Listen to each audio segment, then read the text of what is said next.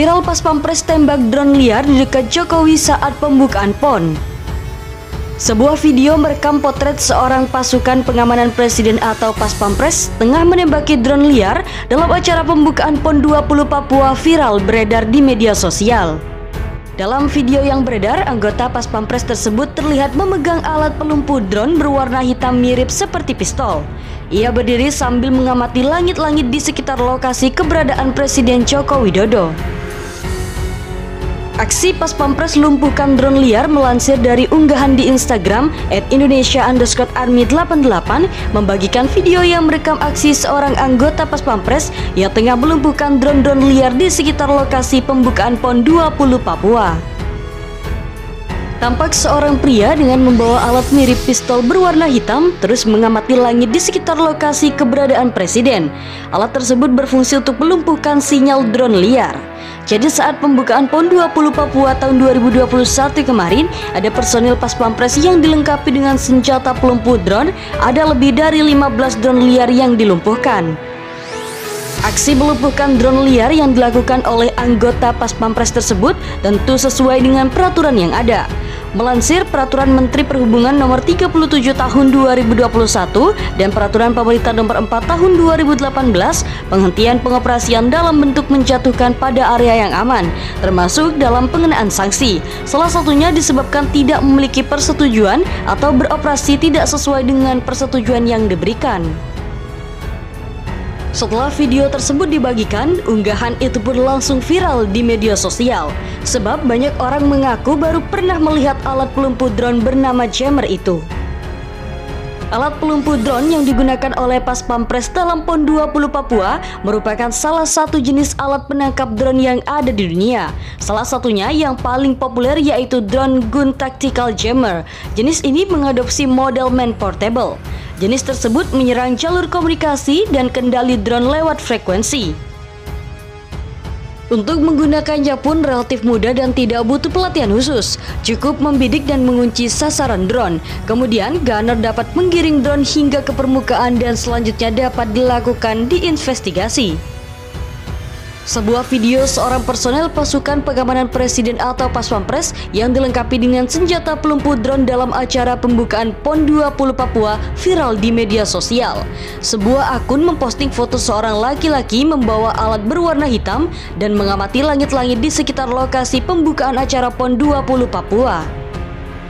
Akun tersebut menyebutkan bahwa pas Pampres tengah melumpuhkan drone liar di sekitar lokasi keberadaan Presiden Joko Widodo.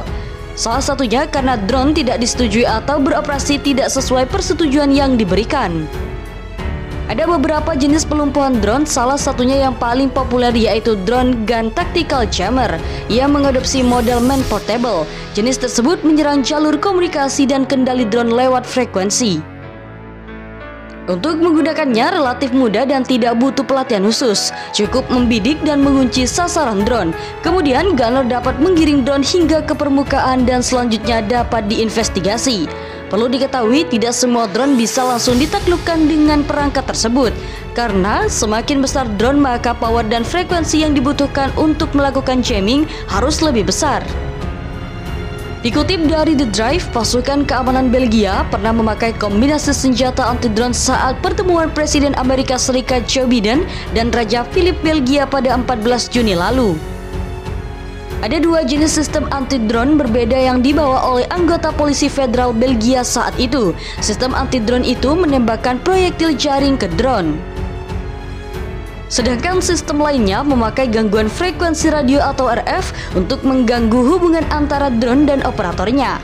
Salah satu senjata yang terlihat dipakai polisi federal Belgia dalam pertemuan itu adalah Tactis Drone Gun, dibuat oleh perusahaan Australia Drone Shield. Drone Shield mengklaim drone gun tactical dapat menyebabkan drone mendarat vertikal di tempat atau kembali ke remote control atau titik awal saat berhasil diganggu oleh serangan jamming multiband radio frekuensi. Jenis senjata anti-drone ini bekerja dengan memutuskan hubungan perintah dan kontrol antar drone dengan operatornya. Hal ini diklaim bisa langsung menghentikan transmisi video di antara keduanya. Jenis jammer yang ini tidak bisa bekerja melawan sistem otonom yang tidak bergantung pada hubungan RF dengan pengontrolan manusia. Namun, sistem ini kurang fleksibel dan biasanya hanya mampu menargetkan titik tetap, bukan target yang sering bergerak.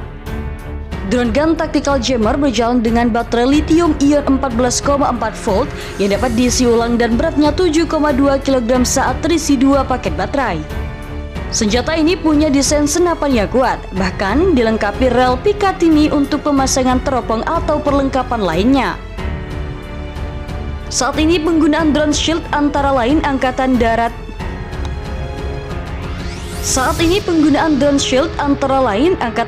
Amerika Serikat, Angkatan Udara Amerika Serikat, Departemen Keamanan Dalam Negeri Amerika Serikat, Departemen Luar Negeri Amerika Serikat, dan Komunitas Intelijen Amerika Serikat.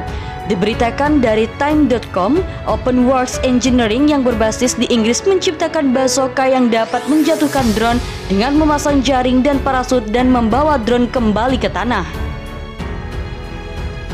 Melansir situs resmi OpenWorks, parasut akan mengontrol turunnya drone yang ditangkap, meminimalkan resiko kerusakan dan menjaga drone tetap utuh. Peluncur seberat 11 kg ini dipasarkan sebagai cara yang hemat biaya dan portable untuk menangani drone yang tidak diinginkan. Skywall juga dapat membedakan antara burung atau drone dan hanya membutuhkan 2 tombol dan 15 detik untuk digunakan. Teknologi pelacakan Skywall menghadirkan kinerja mumpuni saat melacak target dengan latar belakang kompleks dan mengikuti ancaman sayap tetap. Klarifikasi jaringan Staff Deep Learning SkyAL dipakai Klarifikasi jaringan saraf Deep Learning SkyAL dipakai untuk mendeteksi target dengan cepat dan andal, serta mencapai sistem pelacakan dan penangkapan drone yang mumpuni. Setelah drone ditangkap dengan jaring, lalu drone ini dibawa ke tanah dengan parasut, sehingga operator bisa mengambil rekaman informasi apapun yang berhasil ditangkap oleh drone itu. Menurut perusahaan, hanya perlu waktu 8 detik untuk memuat ulang bazooka. Jadi mestinya satu orang saja akan mudah menargetkan beberapa drone secara beruntutan.